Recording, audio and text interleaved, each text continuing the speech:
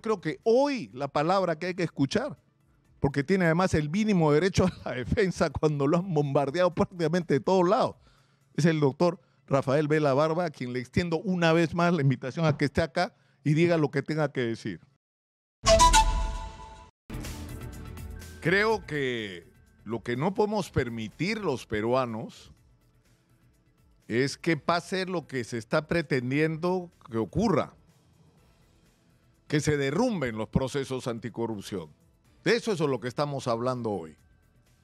De eso es de lo que estamos hablando.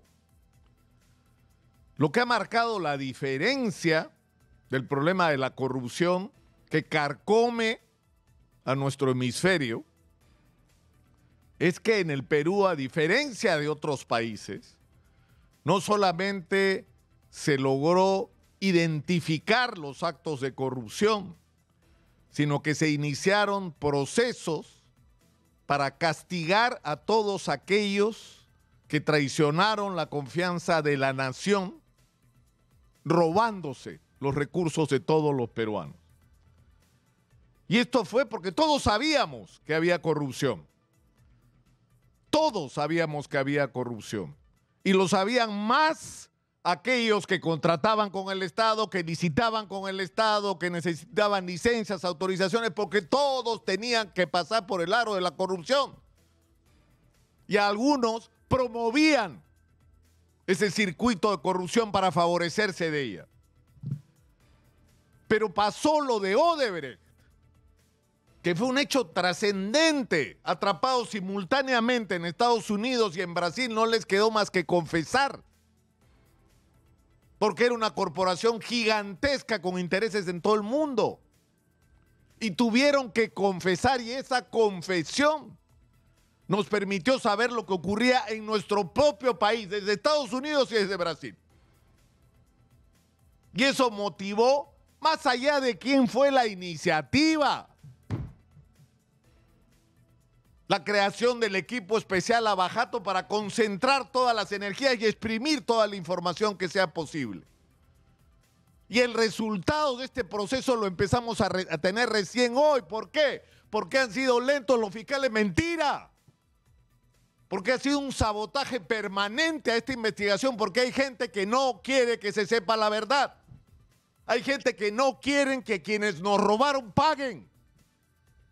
Y hay una corte de abogados, opinólogos, periodistas, políticos, parlamentarios, donde además todos están juntos, porque ahí se acaban las diferencias ideológicas. Ahí el discurso de Vladimir Cerrón y de Keiko Fujimori es exactamente el mismo. Ahí están juntitos, peleando por su impunidad.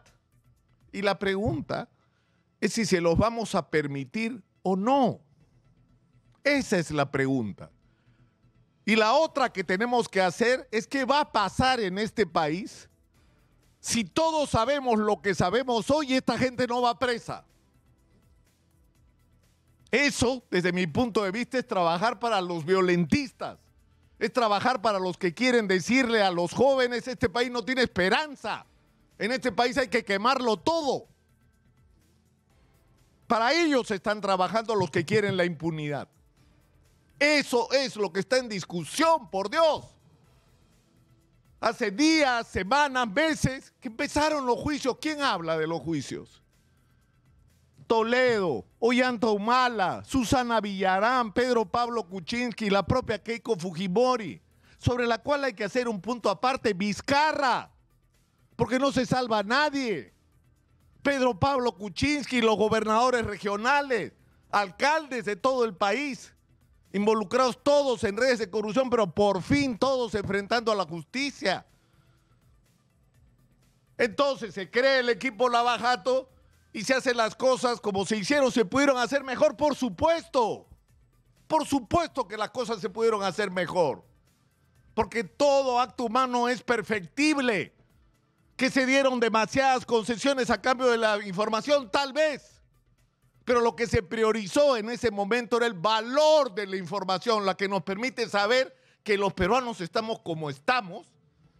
Es decir, que en los últimos 25 años hemos crecido de una manera extraordinaria Y si proyectamos esto a los últimos 30 años, es decir, lo que ha ocurrido en este país es un milagro económico. Tenemos un presupuesto que se ha multiplicado, ya me cansé de decirlo cuántas veces. Pero ese crecimiento económico no fue de la mano con la transformación de la vida de los peruanos por una sola razón. Porque quienes tenían en sus manos el gobierno no estaban pensando en transformarle la vida a la gente, sino la suya propia. Porque fueron gobiernos caracterizados por la corrupción, donde las obras no se hacían en función del interés de la sociedad, sino de cuánto se podía cobrar de comisión ilegal. Y hubo una concertación miserable, no solo entre los brasileños, con el señor Graña y Montero, con el Club de la Construcción. Graña y Montero no se apellida, perdón. ¿Qué tiene la culpa la familia Montero de las barbaridades de los hermanos Graña? Perdón por eso. Pero a lo que voy es que pese a todos los defectos con los que se manejó este tema, lo importante han sido los resultados. Tenemos información suficiente para mandar a la cárcel por el resto de sus vidas a esta gente que lo merece. Y es cierto, hay que hacer un caso aparte con Keiko Fujimori. Keiko Fujimori no gobernó, eso es verdad, y eso hace una diferencia. ¿Y Keiko Fujimori qué fue lo que hizo? Según la Fiscalía recibió casi o más de 18 o 19 millones de dólares. La cifra la ha dado ahora Manuel Rosas en la mañana, 69 y tantos millones de soles, que fueron entregados sin declarar que se estaba entregando ese dinero, en efectivo o con mecanismos similares, o sea, por fuera del sistema bancario.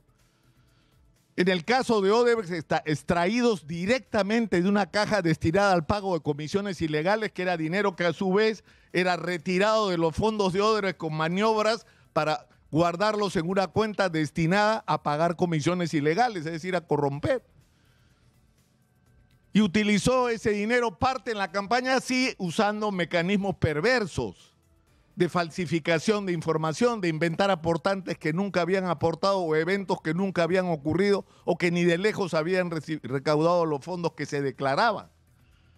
La teoría de la Fiscalía es que esto configura el delito de lavado de activos porque, por supuesto, y otra vez, todos juntitos se pusieron el parche, diciendo que recibir fondos en esa época todavía no era delito, recién ahora es delito, ¿no? Cuando sabemos cómo funciona el mecanismo de la corrupción, aportabas y aportas plata a la campaña para comprar la voluntad del político, no porque te gusta, te simpatiza tu ciudad, porque además hay algunos que no tienen discriminación ni ideológica, meten billete en todos, es como que le apuestan a todos los caballos que puedan ganar. ¿Para qué? Para después conseguir el favor, los contratos, las licitaciones, la legislación a favor de sus intereses. Es decir, eso es lo que hemos tenido al frente. Y en el caso de Keiko, es cierto, yo creo que es absolutamente desproporcionado el que en este momento el caso Keiko sea más importante que el caso Toledo, que el caso Ollantumala, que el caso Pedro Pablo Kuczynski, que el caso Vizcarra. Por Dios, ella no gobernó. Que merece sanción porque lo que hizo, es decir, y yo no entiendo a los militantes de Fuerza Popular. Si yo fuera militante de un partido y la jefa del partido ha recibido 69 millones de soles que no han entrado en la mayor parte del partido, no nos dan ninguna explicación. Es decir, no merecen una explicación de qué es lo que se ha hecho con ese dinero, pero lo que hacen es cerrar filas. ¿Qué es lo que hacen además todos los partidos con sus dirigentes? Se convierten en sus guardaespaldas políticos. Entonces, es cierto, José Domingo Pérez tiene un sesgo político antifujimorista, pero es obvio, ¿no? Yo creo que es obvio, el expediente es el más grande de todo, es gigantesco, decenas de miles de páginas. Y es muy simple, la señora recibió dinero, hizo movidas con ese dinero, eso podría configurar el delito, por un lado, de lavado de activos y por el otro de concertación, lo cual podría llevar a organización criminal. Ya listo, presenta la acusación y la justicia decidirá si la sentencia o no y se acabó. Pero yo creo sinceramente que toda esta información, además el sesgo, a mí me resulta vergonzoso. Y yo he estado siguiendo en los últimos días al detalle la información y el sesgo es, ahora resulta que el centro de la historia de las confesiones de Jaime Villanueva es Rafael Vela. Rafael Vela es el centro.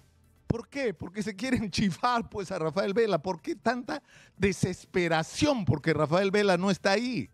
Cuando el propio Jaime Villanueva ha dicho en una declaración de la que nadie habla, que tiene 4 páginas en donde dice hubo una concertación, pues Patricia Benavides, Miguel Ángel Girao, Javier Jaime Villanueva Barreto, que es este famoso filósofo, Juan Antonio Fernández Gerí, el señor de control interno del Poder Judicial, Hernán Jesús Garrido Leca, ¿no?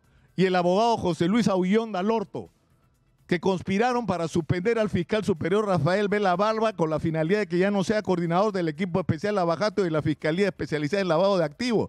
Y en 4 páginas, Jaime Villanueva da detalles de cómo se produjo esa conspiración para sacar a este fiscal. ¿Por qué? Porque estaba afectando los intereses de gente que quería quedar impune.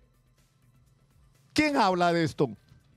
Esta es una declaración anterior a estas últimas, según las cuales Vela se reunió con Cerrón, que es lo que están diciendo. No se reunió con... Él deberá dar explicaciones. Yo le he pedido insistentemente estos días a Rafael Vela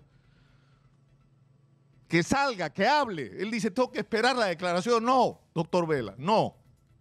No, esto no se va a resolver en las instancias del sistema de justicia del Perú.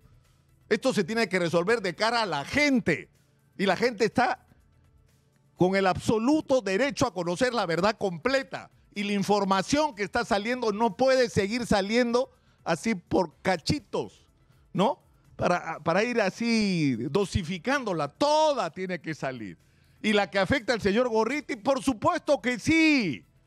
Por supuesto que sí, que tenía una relación privilegiada, ¿no?, con el señor Pablo Sánchez y que recibía información, ¿no es cierto?, que no recibíamos todos los demás periodistas, e incluso que podía o no tener una capacidad de decisión. Bueno, eso es voluntad de los fiscales si deciden someterse, ¿no?, a presiones externas u opiniones externas. Pero lamentablemente ese tipo de mecanismos que a mí me resulta perverso se reproduce ahora. ¿O no era esa la relación que ha revelado la señora Patricia Benavides tenía con cierto canal de televisión de cierto ex conductor de supermercados? ¿O no? Al final no termina siendo lo mismo. Lo mismo. O sea, yo creo que para terminar, que los peruanos tenemos el derecho primero a que se nos dé la información completa y no por cachitos y en función de los intereses circunstanciales. En segundo lugar, que todos los que tengan que responder por cualquier hecho que se acredite ahí, que se confirme ahí, puede configurar una acción ilegal, todos tienen que ser castigados, sea quien sea y caiga quien caiga, pero finalmente que no podemos perder de la perspectiva de lo más importante. Necesitamos que este país se abra la ventana y entre el aire fresco. Necesitamos que los corruptos, los que nos robaron, los que nos han dejado como estamos, cuando miren el sistema de salud, cuando miren el sistema de educación, cuando miren los cerros con la gente arañando las piedras para comer cada día en las ollas comunes, piensen que eso tiene responsables y los responsables son estos ladrones disfrazados de políticos que tienen que pagar por eso.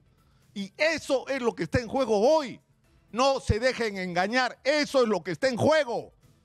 No escuchen a esos palabreros que nos quieren envolver, ocultando sus verdaderos intereses. Pero en fin, acá estamos.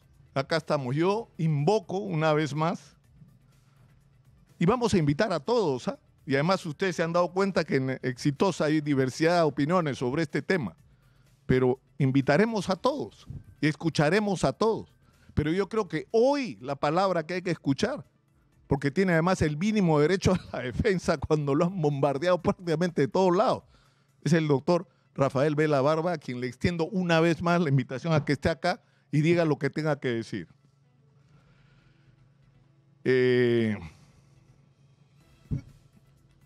Soy Nicolás Lucar, hablemos claro, estamos en Exitosa. Es que señora Majarillo, entiéndame. O sea, a mí sinceramente me sorprende que no seamos capaces de reconocer esto que está pasando ante nuestros ojos.